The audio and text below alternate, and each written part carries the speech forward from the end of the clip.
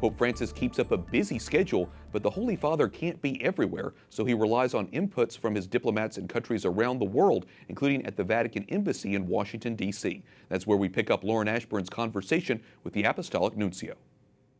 Archbishop Christophe Pierre, thank you so much again for joining us.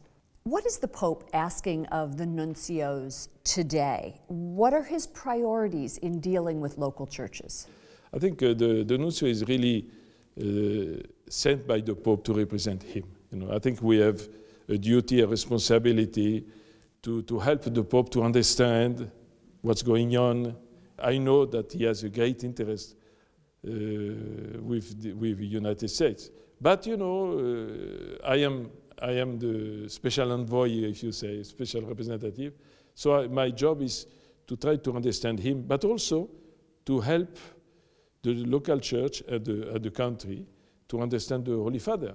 And one of the characteristics of the Holy Father, of this Pope, is to respect the diversity of the local churches. He is already acting in that direction.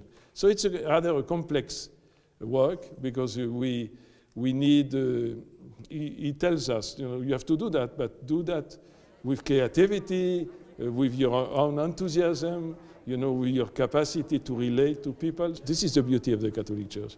I want to bring up two things that were in the news. First of all, earlier this week we celebrated the feast day of Our Lady of Guadalupe. What influence did she have on you? You were nuncio in Mexico from 2007 to 2016. I think the Our Lady of Guadalupe is an extraordinary, may I say, phenomenon.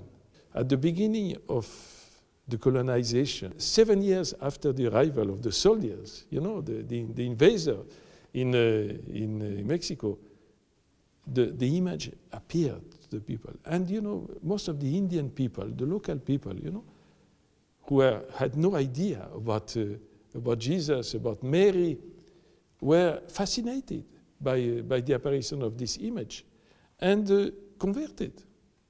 So, and from that moment, that was 1531, imagine, this image has been the reference of the culture, the religion, the life of the people in Mexico. What's that? It's amazing. So when you see that, you understand what is evangelization. Evangelization is a gift from God. Why do the people come?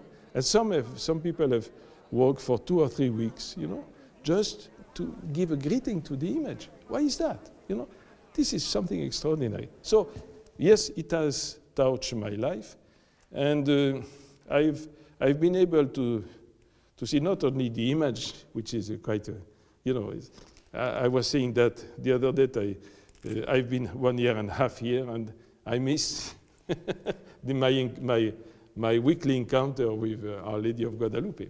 Also in the news, the Pope gave an interview and suggested that the translation of Our Father, lead us not into temptation, could be changed the way that the French have changed it. And on both sides, there was positive and there was negative. Do you have any thoughts on that?